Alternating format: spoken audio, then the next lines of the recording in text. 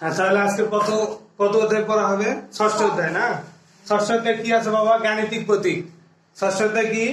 গাণিতিক প্রতীক। এখানে গাণিতিক প্রতীক করতে হলে তোমাদের তিনটি বিষয় জানতে হবে। একটি হলো সংখ্যা প্রতীক, প্রক্রিয়া প্রতীক আর সম্পর্ক প্রতীক। তাহলে সংখ্যা প্রতীক,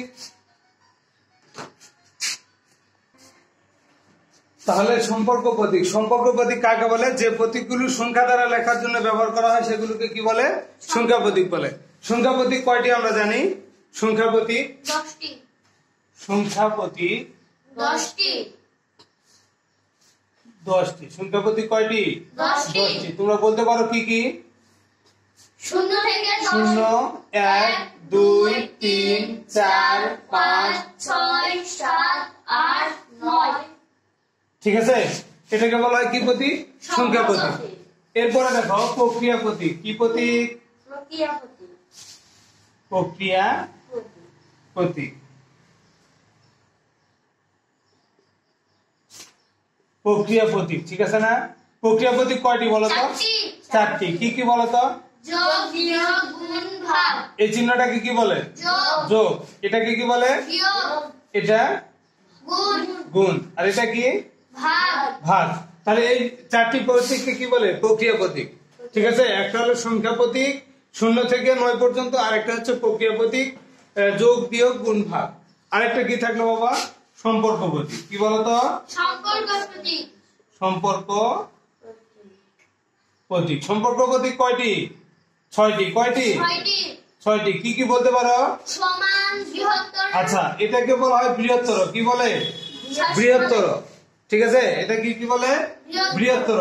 আর এটা কি কি বলে? ক্ষুদ্রতর। অর্থাৎ বড় এবং ছোট। এরপরে দেখো এটাকে কি বলে? সমান বলে। ঠিক আছে না? এরপরে এটাকে কি বলে? বৃহত্তর নয়। বৃহত্তর নয়। বৃহত্তর নয়। আর এটাকে কি বলে? ক্ষুদ্রতর নয়। আর এটাকে কি বলে? সমান নয়। সমান নয়। তাহলে এই 6টা হচ্ছে সম্পর্ক প্রতীক। এই 6টা কি প্রতীক? সম্পর্ক প্রতীক। ঠিক আছে, এই 6টা সম্পর্ক প্রতীক। তাহলে কি সংখ্যা প্রতীক কয়টি? 10টি। সংখ্যা প্রতীক কয়টি? 10টি। 0 থেকে 9 পর্যন্ত সংখ্যা প্রতীক। এরপরে প্রক্রিয়া প্রতীক হচ্ছে 4টি। কয়টি? 4টি। যোগ, বিয়োগ, গুণ, ভাগ। সম্পর্ক প্রতীক কয়টি? 6টি। তাহলে এটিকে কি বলে? বৃহত্তর, ক্ষুদ্রতর, সমান, বৃহত্তর নয় অর্থাৎ বড় নয়, ক্ষুদ্রতর মানে ক্ষুদ্রতর নয়, এবং কি? সমান নয়। এই 6টিকে বলা হয় সম্পর্ক প্রতীক। ঠিক আছে না? এরপরে দেখো কি 67 পৃষ্ঠায়। 67 পৃষ্ঠায় 1 নম্বর কি আছে? গাণিতিক প্রতীক ব্যবহার করে নিচের বাক্যগুলোকে প্রকাশ করো। গাণিতিক প্রতীক ব্যবহার করে নিচের বাক্যগুলোকে প্রকাশ করো। যেমন 1 নম্বর 47 কমা দেওয়া আছে। দেখো 47 96 থেকে বড় নয়। 47 96 থেকে বড় নয়। তাহলে লিখতে হবে দেখো 47 96 থেকে বড় নয়। তার মানে ছোট। এই যে বড় নয় নাকি 96, তার মানে এটা বড় হওয়ার কথা ছিল কিন্তু বড় নয়। তো 47 96 থেকে বড় নয়। তোমরা বুঝতে পেরেছ? আচ্ছা, 2 নম্বর কি? দেখো 909 9009 এর সমান নয়। 909 9009 এর সমান নয়, অর্থাৎ 9 সমান 9009। 9009 এর কি সমান? এটি কি সমান হলো? 909 কি 9009 দুটো এক সমান হলো? তাহলে এই যে সমান 9। এরপরে 3 নম্বর বলছে কি? 25 24 থেকে ছোট নয়। 25 24 ছোট 24, ঠিক আছে, ছোট নয় নাকি? 24 থেকে কি ছোট নয়, এই তো। তাহলে এটি হচ্ছে 1 নম্বর। আচ্ছা, এটি 1 নম্বরের সমাধান করলাম আমরা। এরপরে দেখো সমান খালি ঘর পূরণ করো। 2 নম্বর কি? খালি ঘর পূরণ করো। সমান অথবা সমান নয়। 1 নম্বর কি বলছে? 3 গুণের 5। 3 5 কত? 15। 3 5 15। আর এখানেও 15। তাহলে কি বাম পক্ষ এবং ডান পক্ষ দুটি কি সমান? তাহলে এখানে কি বলবে? সমান চিহ্ন বলবে। এরপরে দেখো এখানে 24 ভাগ 12, অর্থাৎ 12 দিয়ে যদি আমি 24 ভাগ করি উত্তর কত হয়?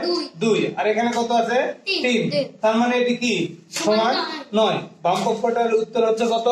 2, আর ডান পক্ষের উত্তর কত? 3। তার মানে এটি সমান নয়। ঠিক আছে না? এরপরে দেখো 3 নম্বরে বলছে কি?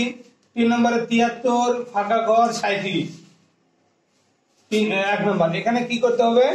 এখানে বসাতে হবে ছোট 9, ছোট 9, 73 37 ছোট 9, ঠিক আছে?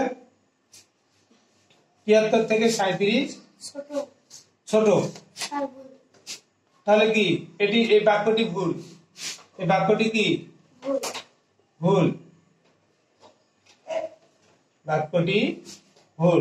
এরপরে এখানে কি 20 যোগ 9 29, 30 থেকে বড় নয় 9, তার মানে এই বাক্যটি কি ভুল কেন 30 থেকে 29 বড় নয়?